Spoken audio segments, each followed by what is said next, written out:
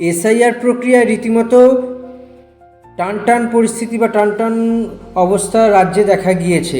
এর মধ্যে সবথেকে বড় বিষয় হলো বিভিন্ন ক্ষেত্র এসআইআরের যে খসড়া তালিকা 28শে ফেব্রুয়ারি প্রকাশ করা হয়েছে, তাতে দেখতে পাওয়া যাচ্ছে যে সবথেকে বিচারাধীন বিষয় মালদা এবং মুর্শিদাবাদে আছে।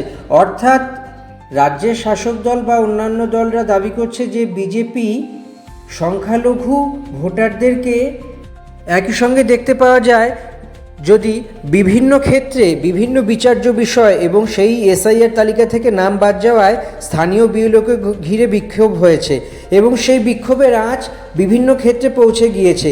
কিন্তু যদি দেখতে পাওয়া যায় যে এসআইআর প্রক্রিয়ার কী ঘটনা ঘটতে চলেছে এবং কী ঘটনা ঘটেছে, তাহলে কিন্তু একটি আশঙ্কার কালো মেঘও দেখতে পাওয়া যায়। কি সেই কালো মেঘ?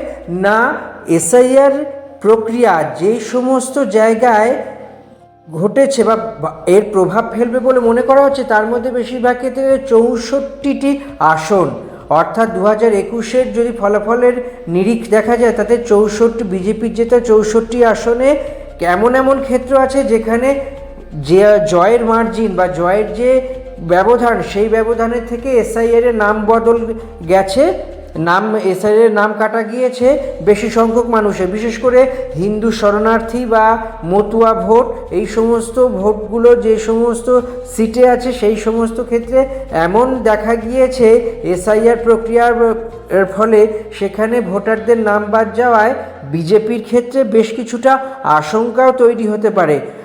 গত বিধানসভা ভোট অর্থাৎ 2000 বিষ্ণুপুরের তন্ময় ঘোষ হরকালী প্রতিহার কতুলপুর এবং তাপসী মণ্ডল হলদিয়া উপনির্বাচনের পরাজয় এবং দলবদলের ফলে এখন মোট বিজেপি বিধায়ক রাজ্যে 66। এবার যদি এই 64 আসনের চরিত্র দেখা যায়, সেক্ষেত্রে দেখা যায় যে এই 64টি বিজেপির হাতে যে আসন আছে 9,50,054 ছিল জয়ের ব্যবধান, কিন্তু এসআইআরের নাম বাদ গিয়েছে 10,84,608, অর্থাৎ বিচারাধীন বিষয় এখনও আছে 4,66,182। এই এসআইআরে নাম যে কাটা গিয়েছে বা নাম বাদ গিয়েছে তার থেকে জয়ের ব্যবধানের অনেক বেশি। এর ফলেই একটা আশঙ্কার জায়গা তৈরি হচ্ছে এসআইআর ফলে লাভ ক্ষতি কী হতে চলেছে। যেমন মতুয়া অধ্যুষিত যেই আসনগুলো, সেই আসনগুলোয় বিজেপি যে জয়লাভ করেছিল এবং এসআইআর প্রক্রিয়া সেখানে ভোটার তালিকা থেকে নাম বাদ গিয়েছে, ফলত এই ক্ষতি কার? এই এসআইআরের যে প্রক্রিয়া, সেই প্রক্রিয়া কি আদৌ কাজে লাগবে নাকি না একেবারে বুমেরাং হবে বিজেপির জন্য? বিজেপির জেতা আসনের পরিসংখ্যান রানাঘাট উত্তর ও পশ্চিম, জয়ের ব্যবধান ছিল 23,128, সেখানে এসআইআরে বাদ যায় 22,499, অর্থাৎ বিচারাধীন বিষয় আছে 15,041। এখন প্রশ্ন হলো যে এই যে ঘটনাটা ঘটছে এর ফল কি হতে পারে? রানাঘাট উত্তর পূর্বে বিজেপির জেতা আসন, অর্থাৎ জয়ের ব্যবধান ছিল 31,782, এসআইআরে বাদ যায় 8,332, বিচারাধীন বিষয় হলো 22,694।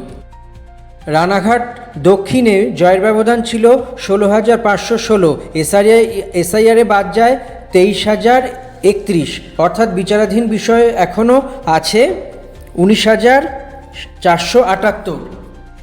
এই আসনে উপনির্বাচনে জয়ী হয় তৃণমূল। এবার বিজেপির জেতা আরও একটি আসন হলো বাগদা, এখানে জয়ের ব্যবধান হলো 9,792, এসআইআরে নাম বাদ গিয়েছে 40,225 জনের, বিচারাধীন বিষয় আছে 13,459। এই সিটেও উপনির্বাচনে জয়ী হয় তৃণমূল কংগ্রেস, জয়ের ব্যবধান ছিল 23,455। বনগাঁ দক্ষিণে বিজেপির জয়ের ব্যবধান 2004, সেখানে এসআইআরের নাম বাদ গিয়েছে 25,464 জন, বিচারাধীন বিষয় হলো 13,000। গাইঘাটায় বিজেপির জয়ের ব্যবধান ছিল 9,578, এসআইআরের নাম বাদ গিয়েছে 13,425 জনের, বিচারাধীন বিষয় আছে 22,278। এসআইআর প্রক্রিয়া করতে গিয়ে যে এইরকম একটি ঘটনা ঘটেছে, তাতে হিন্দু শরণার্থী অর্থাৎ বিভিন্ন সম্প্রদায়ের সঙ্গে মতুয়াদের যেই এই মতুয়া আসনগুলোতে ভোটের যে ফ্যাক্টর দাঁড়িয়েছে, তার উপর এসআইআরের ক্ষতে সিএর প্রলেপ দেওয়ার চেষ্টা করছে বিজেপি এবং তার নেতৃত্বে যে কেন্দ্রীয় সরকার আছে সেই কেন্দ্রীয় সরকার। ফলত ভোটের আগে রাজ্য রাজনীতির জমজমাট। এসআইআর প্রক্রিয়ার ফসল কি আদৌ বিজেপি ঘরে তুলতে পারবে, নাকি সেটি বুমেরাং হয়ে যাবে এবং নাস্তানাবুদ করে দেবে? অপেক্ষার কয়েক সপ্তাহ। আমাদের এই ভিডিও যদি আপনাদের ভালো লেগে থাকে তাহলে অবশ্যই চ্যানেলটি সাবস্ক্রাইব করে দিন, লাইক শেয়ার কমেন্ট তো করবেন, আর নতুন কোনো ইনোভেটিভ আইডিয়া থাকলে আমাদেরকে জানান, আর বেল আইকনটি প্রেস করে দিন যাতে নতুন ভিডিও আপলোড করলে আপনারা সঙ্গে সঙ্গে নোটিফিকেশান পেতে পারেন।